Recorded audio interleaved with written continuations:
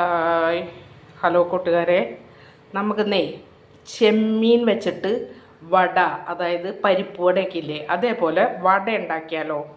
നല്ല ടേസ്റ്റാണ് കേട്ടോ. ചെമ്മീനൊന്നും അധികം അങ്ങനെ നമുക്ക് കിട്ടൂല. കിട്ടുമ്പോൾ നമ്മളൊരു പ്രത്യേക ആഗ്രഹത്തിൻ്റെ പുറത്ത് ചെയ്യണതാണ്. ചെമ്മീൻ വട ഉണ്ടാക്കാനായിട്ട് ഞാൻ കാണിച്ചു തരാം.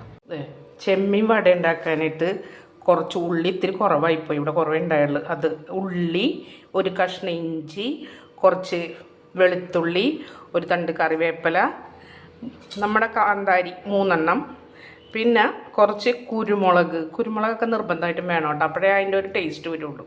ഇനി കുറച്ച് ആവശ്യത്തിന്, ഇപ്പം ഇതൊക്കെ ഇടുമ്പോൾ തന്നെ ഇത്തിരി എരിവുണ്ടാവും, ആവശ്യത്തിന് മാത്രം കുറച്ച് മഞ്ഞൾപ്പൊടി, മുളക് പൊടി, ഉപ്പും, ഇതെല്ലാം കൂടെ നമ്മുടെ ആദ്യം ഇതൊക്കെ ഇട്ട് ഈ ചേരുവകളൊക്കെ ഇട്ടിട്ട് ചതച്ച് നന്നായിട്ട് എടുത്തിട്ട് ഓരോരോ ചെമ്മീൻ ഇട്ട് അതും കൂടി ഉപ്പും കൂട്ടി ഇട്ട് ചതച്ചെടുക്കുക.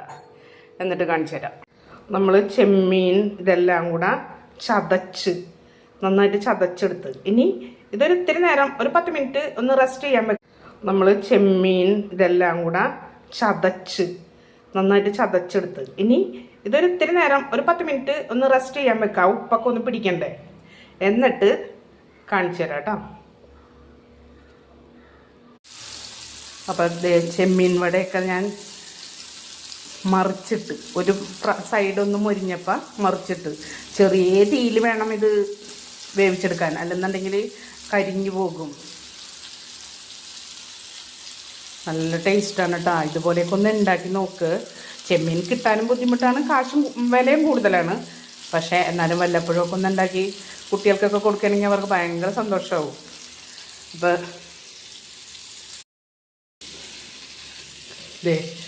ചെമ്മീൻ വട സെറ്റായി മുരിഞ്ഞ് കണ്ട കണ്ട. ഇനി ഇത് പതുക്കനെ മുരിഞ്ഞാൽ മതി. ഇത് ഈ ഫ്രൈ പാൻ നോക്കണ്ട കേട്ടോ.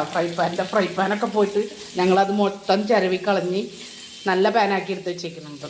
ഇത് ശരിക്കും ഇങ്ങനത്തെ സംഭവങ്ങൾക്കൊക്കെ നല്ലതാണ്. അങ്ങനെ ഫ്രൈ പാൻ പോലെ ഉപകാരപ്രദമാണ് ഇത്.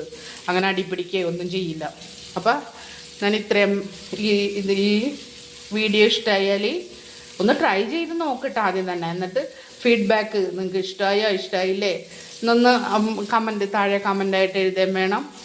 ഞാൻ എപ്പോഴും പറയും പോലെ വീഡിയോ ഇഷ്ടമായാൽ ലൈക്ക് ചെയ്യുക, ഷെയർ ചെയ്യുക, ചാനലൊന്ന് സബ്സ്ക്രൈബ് ചെയ്യുക പ്ലീസ്. ബൈ. അടുത്ത വീഡിയോ കാണുന്നവരെ ബൈ.